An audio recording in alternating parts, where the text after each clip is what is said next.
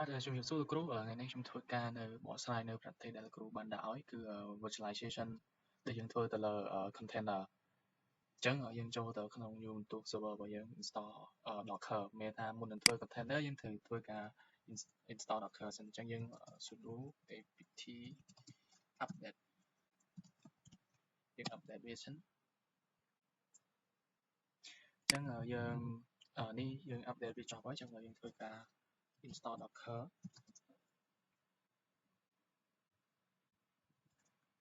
អញ្ចឹងនេះ command line ក្នុងការ install Docker អញ្ចឹងយើងធ្វើការ install វាមក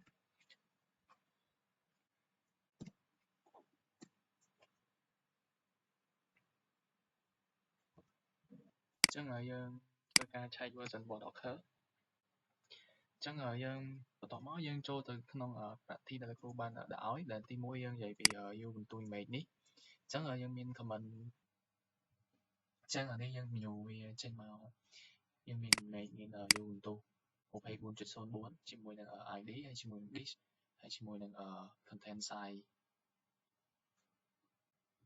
ហើយ command នេះយើងធ្វើការ view វាមានថាយើង view information វាទាំងអស់អញ្ចឹងនេះយើង view វាមកយើងធ្វើការបង្កើតនៅ container ថ្មីមួយយើងធ្វើការបង្កើតនៅ container មួយ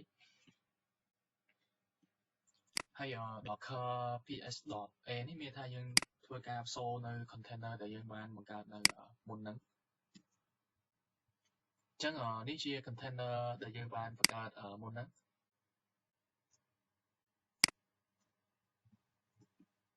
អញ្ចឹង docker inspect នេះមានន័យថាយើងសូរនៅ information របស់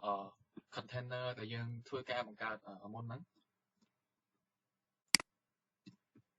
អញ្ចឹងនេះជា information container ដែលយើងបានធ្វើការបង្កើតមុនហ្នឹងហើយឯ docker stop នេះមានថាយើងធ្វើការ stop នៅ container ដែលយើងធ្វើការបង្កើតមុនហ្នឹងអត់ឲ្យវា run ទៀតទេ container ហ្នឹង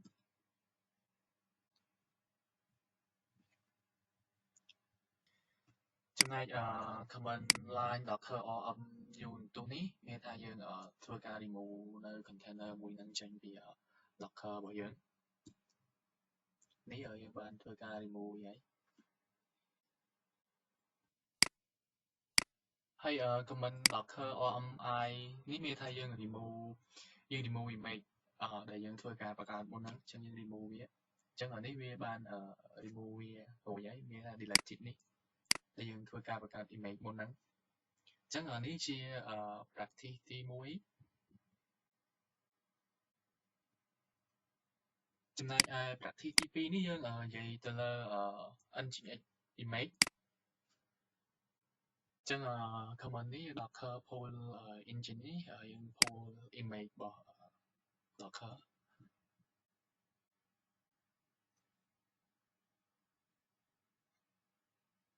អញ្ចឹងនេះយើងធ្វើការ download នៅទាំងដូចជា plugin មួយអញ្ចឹងរបស់ nginx ហ្នឹងនេះយើងធ្វើការ download នៅ plugin ហ្នឹងបាន complete ហើយ command docker image នេះយើងធ្វើការ view ទៅលើ image មួយហ្នឹងអញ្ចឹងនេះ nginx នេះហើយមាន id មានជាមួយនឹង disk ជាមួយនឹង content size របស់វាអញ្ចឹង command docker image នេះមានថាយើង view នៅ information របស់ image ដែលយើងធ្វើការ pull មុនហ្នឹងអញ្ចឹងនេះជា information របស់ nginx ហ្នឹងដែលយើងធ្វើការ pull មុនហ្នឹងយើងធ្វើការ download ហើយក៏ install មុនហ្នឹងអញ្ចឹងនេះយើងមាន command មួយ line ដែលយើងធ្វើការ run មានថាយើងធ្វើការបង្កើតនៅ container មួយចេញមកពី image របស់ nginx ហ្នឹងអញ្ចឹងយើងធ្វើការ run វាមកអញ្ចឹងធ្វើការ run មកយើងបានបង្កើតនៅ container មួយហើយដែលយើងយកចេញមកពី nginx ហ្នឹងហើយ command មួយនេះយើងធ្វើការបង្ហាញនៅ container ដែលយើងធ្វើការបង្កើតចេញមកពី image របស់ nginx ហ្នឹងអញ្ចឹងនេះវាបង្ហាញ information មកដែលមាន មាន ID ហើយក៏ឈ្មោះរបស់វាហើយDocker នេះចេញមកមានឈ្មោះហើយមានព័ត៌មាន create អីចឹងមកហើយ command Docker inspect nginx container នេះមានថាយើង view information វាទាំងអស់ដែលយើងធ្វើការបង្កើត container មុនហ្នឹងចឹងវា view container information របស់វាចឹងអានេះជា information របស់ container ដែលយើងធ្វើការបង្កើតចេញមកពី nginx បន្ទាប់មក command docker stop nginx container នេះមានថាយើងធ្វើការ stop នៅ container មួយហ្នឹងដែលយើងធ្វើការបង្កើតមុនហ្នឹងចឹងយើង run មកវា stop ហើយចំណែកឯ docker rm nginx container នេះមានថាយើង remove container ដែលយើងធ្វើការបង្កើតចេញមកពី nginx ហ្នឹងយើង remove វាហើយសម្រាប់ command ម្លាញនេះមានថា docker rmi nginx នេះមានថាយើង remove image ដែលយើងធ្វើការមុននឹងយើង remove វាហ្មងអញ្ចឹងអានេះយើងវា load ចេញមក delete tick អញ្ចឹងវាមានថាយើងបាន remove វាចេញហើយនេះជា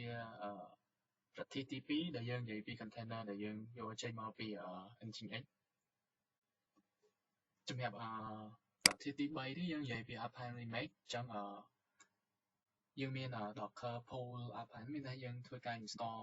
ហើយក៏ download នៅ plugin របស់វានេះ command Docker pull Alpine នេះមានថាយើងធ្វើការដូចជា download plugin របស់វាមកអញ្ចឹងវាធ្វើការ download complete ហើយ Docker image នេះមានថាយើង view ទៅលើ image Alpine ហ្នឹងដែលយើងបានធ្វើការ pull មិញហ្នឹងអញ្ចឹងនេះជា information របស់វាcommand មួយ line នេះមានថាយើង detail ទៅលើ information របស់ image មួយហ្នឹង image Alpine ដែលយើងបានធ្វើការ pull មិញហ្នឹងអញ្ចឹងនេះវាបង្ហាញនៅ information របស់វាមកហើយបន្តមក command មួយ line នេះយើងធ្វើការ create នៅ container មួយដែលយកចេញមកពី Alpine ហ្នឹង Alpine image ដែលយើងធ្វើការបង្កើតមុនហ្នឹងអញ្ចឹងអានេះយើងបាន create នៅ container មួយហើយដែលយកចេញមកពី image ហ្នឹងហើយ docker ps.a មានថាយើងសូនៅមានថា container ដែលយើងធ្វើការបង្កើតមុនហ្នឹងអញ្ចឹងអានេះយើងមាន container id មាន image មានថា image ហ្នឹងយើងយកចេញមកពី image របស់ Alpine ហ្នឹងហើយ docker inspect alpine.container នេះមានថាយើងសូនៅ information របស់ container ដែលយើងធ្វើការបង្កើតមុនហ្នឹងដែលយើងយកចេញមកពី image របស់ Alpine នេះអញ្ចឹងនេះជា information របស់វា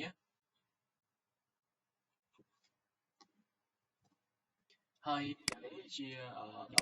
docker stop Alpine container មានថាយើង stop នៅ container មួយហ្នឹងអញ្ចឹងយើង run វាមកវានឹងធ្វើការ stop នៅ container ដែលយើងធ្វើការបង្កើតមុនហ្នឹងហើយcommand line នេះមាន docker rm Alpine container មានថាយើង remove នៅ container ដែលយើងធ្វើការបង្កើតមុនហ្នឹងអញ្ចឹងយើងធ្វើការ remove វាហើយ command line docker rmi Alpine មានថាយើង remove image image យើងធ្វើការ pull មុនហ្នឹងដែលមានឈ្មោះថា Alpine ហ្នឹងហ្មងអញ្ចឹងអានេះយើងធ្វើការ remove យើង reload delete ហើយអញ្ចឹង3 practice ហ្នឹងមានតែប៉ុណ្្នឹងអរគុណច្រើនលោកគ្រូ